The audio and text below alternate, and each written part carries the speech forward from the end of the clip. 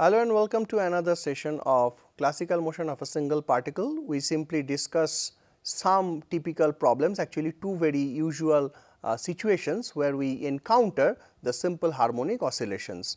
The first one is the most famous one. This is the case of a mass attached to a spring. Okay. So, now you know that spring is such an entity that which is always trying to maintain its original length. When this is in a forced or strained situation, that means someone is trying to make some deformation in its original length, which we sometimes call the length relaxation length or the length of relaxation, okay, or relaxed length L0.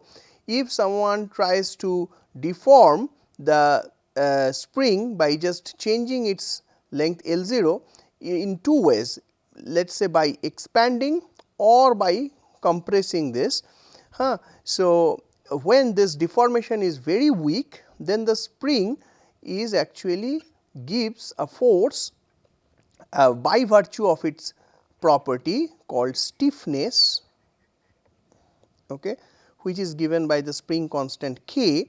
That gives a force, the spring gives a force which is exactly equal to F is equal to minus Kx x cap direction, where x cap is the direction of the spring. Okay. Now, this is in general true when the deformation is weak, and then we say the spring is within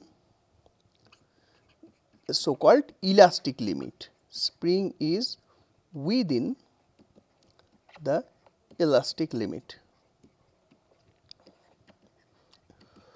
where Hooke's law is valid. If Hooke's law is not valid, then of course, a linear I mean a force linear to the displacement is not expected. Okay. If I have this, and then I can actually say this is the most usual and most complete example, although very simple, but very complete example of a simple harmonic oscillation. Most usually what happens that you have a rigid wall and a spring is actually attached to this, and someone is actually either pulling this or pushing this in this direction. Then this is the force you encounter if this direction is the x direction. Okay. Now, of course, you should write this Ax is nothing but its final length minus its relaxed length. That you also sometimes have to use in while solving problems, because we give you L0 and then we give you L, then you have to actually subtract the L0 from L to get this x, and finally, you should write this m x double dot will be equal to minus k L minus L0. That is the correct way to think. Okay. Now, another point is, okay, so this is a famous example. Another point which is very popular example of simple harmonic oscillator, and actually if you just talk to a person who is not really working in the domain of physics, but somehow interested in the natural phenomena, and if you just say somehow he or she has some basic knowledge about physics in a very school level, and if you say that where you can see the simple harmonic oscillation, the first example he or she would use is the example of a pendulum. And in general you will see that the spring definition is given by mostly the physicists or the engineers, but people who are amateur in this field, they do not use the springs example very often, they give the pendulums example, and that is why I took this as a second one, but I will somehow advise you to use this example as a caution because of two reasons which I will come in a while. Okay.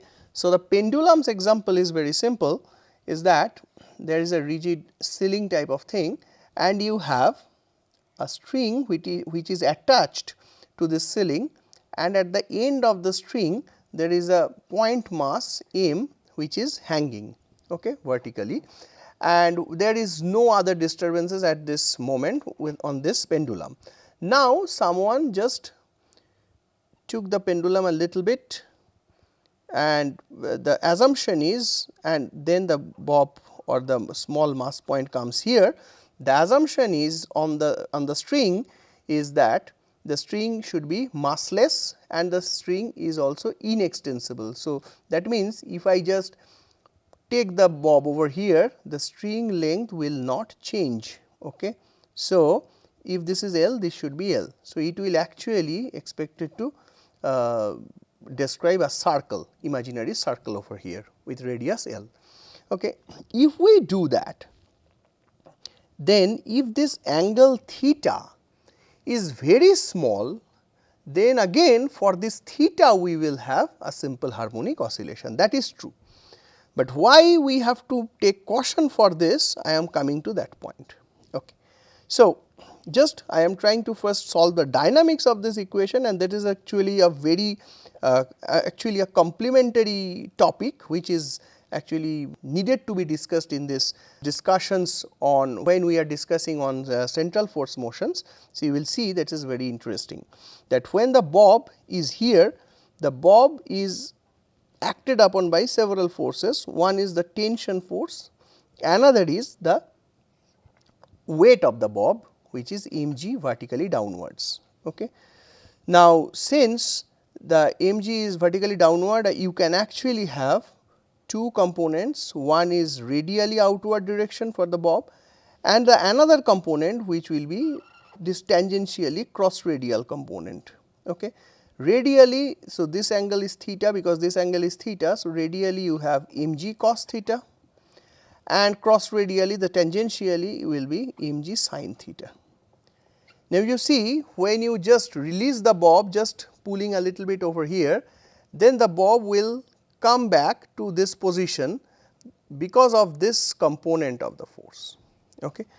And once again you have to think that if I now cast this whole thing as a motion in 2D plane, because if I mean we just think of a very simple case of a pendulum, then the pendulum actually moves in a plane, and that plane, for example, this is the plane of this paper here, and we assume for the sake of simplicity there is no movement outside or inside of the plane of the paper. Okay. So, if we have this, then we can use our 2D plane polar coordinate system to analyze the motion, and we can again write m r double dot minus r theta dot square will be equal to its radial component of force, and for the cross radial component we will have m r theta double dot plus 2 r dot theta dot, which will give me f of theta. Correct. So, here since what is this r and theta? So, simply you now think that r is the distance, instantaneous distance of the bob from this center, which is this origin O I can name, and theta will be right from this reference direction, which is vertically downward. Theta will be any angle which is calculated anti-clockwise. So, if theta is calculated anti-clockwise, it will be positive, if clockwise it will be negative. Okay. So, I can actually write for this case, since L is not changing, actually my R is constant, and that constant is exactly equal to L, and that is why this is 0, this is 0. So, my final equations will be m minus m L theta dot square will be equal to, now what is Fr? Fr is the resultant force acting on the particle in the radial direction, and that is nothing but, so this is the radial direction outward. So, that means this is the direction, this has the direction of positive r cap. So, that is radially outward from O. So, that is why I will write what are the forces acting over here. One is mg cos theta radially outward, another is T, the tension of the string, that is radially inward. So, I can write mg cos theta minus T for this, and from this one I can write m L theta double dot will be equal to, so this is 0, this is 0 and this is 0, yeah, theta double dot will be equal to f theta, which is mg sin theta. Now, this I said that theta cap dot, I mean theta cap direction is the direction of increasing theta in the anticlockwise direction. Now, when it is coming back, so it is actually in the negative theta cap direction. So, that is why there will be a minus sign. Now, you see that when this equation is approximated for a very small value of theta, this sin theta comes to be theta almost. So, for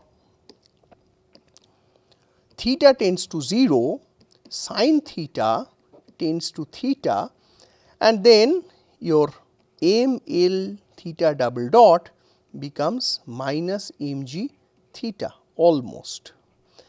And then you can say that my theta double dot is actually almost